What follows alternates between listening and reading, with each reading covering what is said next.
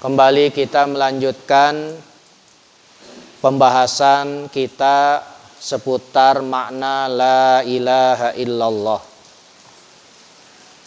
di mana sudah kita bahas pada pertemuan yang lalu anna kalimat la ilaha illallah isna asyara harfan, bahwasanya kalimah la ilaha illallah itu ada 12 huruf.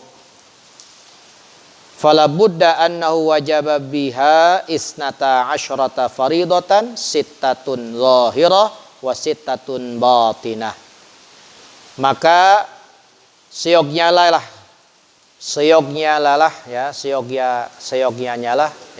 seharusnya lah ya, bahwa kita harus mengamalkan 12 amalan, 12 keparduan. 6 amalan zohir, yang 6 lagi adalah amalan batin.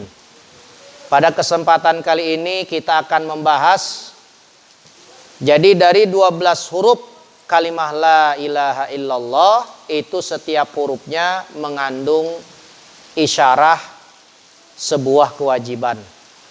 12 huruf mengandung 12 kewajiban yang harus kita laksanakan jika kita ingin mendapatkan selamat di dunia dan di akhirat. Di mana yang pertama sudah kita sampaikan, 6 amalan yang pertama adalah amalan zohir, amalan badan. Yang pertama adalah fatoharatu, bersuci. Jadi bersuci itu adalah sebagian daripada kewajiban kita. Kalau la ilaha illallah kita ingin berfungsi dengan baik, bisa membuka pintu surganya Allah Subhanahu wa ta'ala, tentu yang pertama harus bisa atau harus bersuci. Kalau bicara bersuci ini luar biasa banyak, Pak. Di dalam fikih toharo itu ada 4. Ada berapa? Ada 4. Wudu, mandi junub, tayamum, ngilangin najis. Ada 4. Wudu, mandi junub, tayamum, ngilangin najis.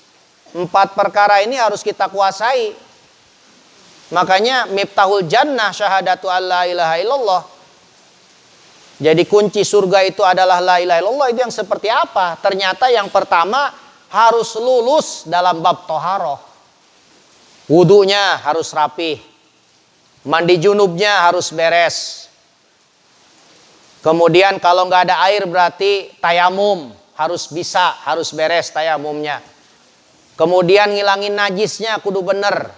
Najis mughalladhah, mukhaffafah, mutawassithah. Dari la ilaha illallah akan meluas, melebar, sehingga banyak yang harus kita pelajari, yang harus kita kaji, yang harus kita amalkan. Kalau la ilaha illallah kita ingin berfungsi bisa membuka pintu surganya Allah Subhanahu wa ta'ala, ya. Jadi kita nggak bisa asal la ilaha illallah, wudu kita nggak bener, ngilangin najis kagak bisa, junub kagak bener, ya. Makanya sudah kita bahas, Pak, wudu ini luar biasa. Wudu ini mengandung banyak sekali hikmah. Makanya dalam kitab Tobaqot Imam As-Subki, Allah Subhanahu wa ta'ala pernah berfirman kepada Nabi Musa, ya Musa, wahai Musa, tawaddo, berwudulah kamu. Jadi wudu itu bukan hanya syariat Nabi kita, ternyata wudu sudah ada sejak zaman dulu. Nabi Musa disuruh berwudu. Apa kata Allah? Fa in asabaka syai'un wa anta ala ghairi wudu'in.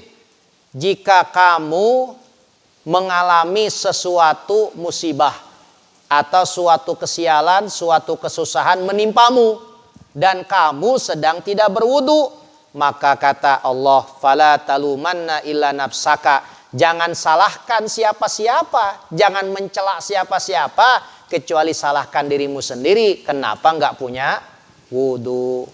Makanya kalau lihat daripada keterangan ini, di antara hikmahnya wudu bisa menjaga kita dari berbagai musibah, dari berbagai bencana, dari berbagai wabah, ya. Makanya dalam keadaan seperti ini, pandemik corona seperti ini, langkah ikhtiar kita di antaranya jaga wudu, terutama ketika kita akan keluar rumah, ya. Ini mau boro-boro wudu junub malah keluar rumah, ya. Kagak cebok, ya. Gimana nggak disambar corona coba, ya. Nauzubillah min zalik, ya. Wudu ikhtiar kita, ya. Ikhtiar itu tidak hanya obat, pakai masker, ya, cuci tangan, termasuk wudu, ikhtiar kita untuk menjauhkan kita dari musibah. Bahkan secara medis sudah terbukti, Pak.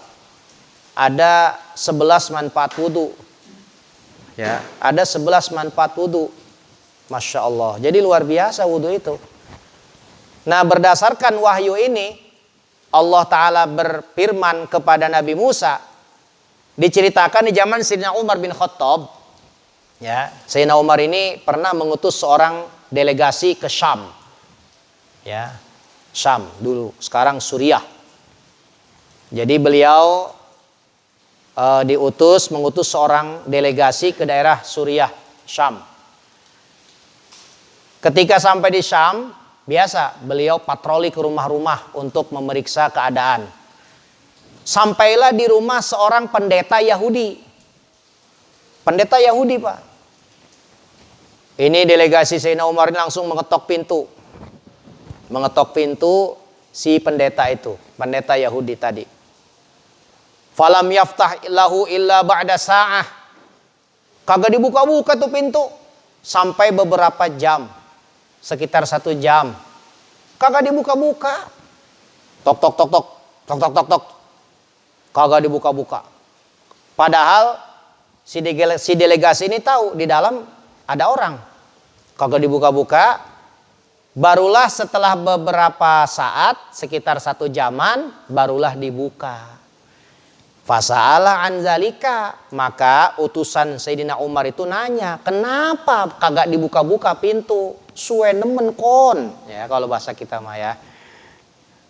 Ya, ngapain aja di dalam? Saya dari tadi ketok-ketok pintu kagak dibuka. Nah ini sebetulnya beda apa nih? Beda. Kalau hadis Nabi kan nyuruh kita 3 kali kita salam, kagak dijawab maka pulang. Ini bukan masalah bertamu, Pak. Ini tugas.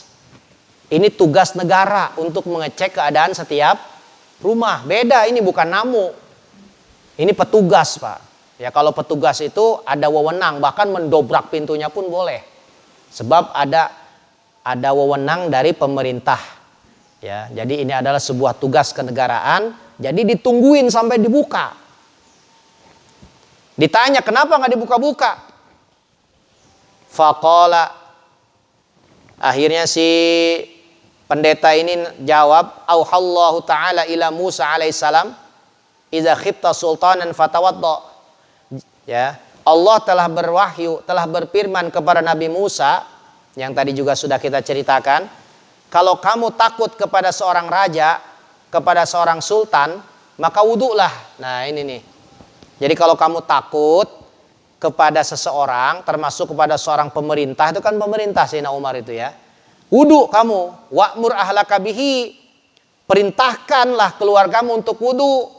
Fa inna man tawaddu'a kana fi amanin mimma yakhafu. Sebab kenapa? Sesungguhnya orang yang berwudu dia akan aman dari segala apa yang dia khawatirkan. Ini kita takut apa nih? Wudu, Pak. Bapak di rumah lagi tenang-tenang, tiba-tiba dari kejauhan kelihatan ada orang mau nagih hutang. Waduh. Astagfirullahaladzim. Dari kejauhan mukanya udah kecut bener. Wah, sebab udah 2 minggu masalahnya, Pak. Dijanjiin mulu. Mana di sininya kelihatan bawa apa, Pak? Bawa golok lagi. Ya Allah. Wudu, Pak. Wudu. Cuman bukan kita doang yang wudu, suruh semua anggota keluarga wudu, termasuk yang kecil-kecil suruh wudu. Ya, suruh wudu. Jadi nanti kana fi amanin mimma yakhafu, kamu akan aman dari apa yang kamu khawatirkan, akan diberikan rasa aman dari apa yang kita takutkan. Ya. Makanya kata si pendeta itu, falam aftahu laka hatta tawadda'na jami'a. Aku nggak buka pintu buat kamu sampai kami semuanya berwudu satu rumah. Oh, masya Allah. Ya, ini kan sempat dibilang hoak Pak ini di media ya, bahwa wudu mencegah corona itu hoak. Hati-hati. Ini bukan masalah terbukti atau tidak terbukti secara medis, tapi ini masalah menjalankan sunnah Nabi kita Muhammad SAW. Wudu itu adalah sebuah sunnah Rasul. Bahkan wudu itu diantara hikmah daripada wudu bisa menghilangkan dosa. Paling tidak badan kita bersih dari dosa. Kalau badan kita bersih dari dosa Pak, apapun yang kita hadapi akan terlihat ringan. Oleh Allah lebih didekatkan kepada keselamatan. Kenapa? Diri kita bebas, lebih sedikit dosa kita, lebih sedikit dosanya. Ya.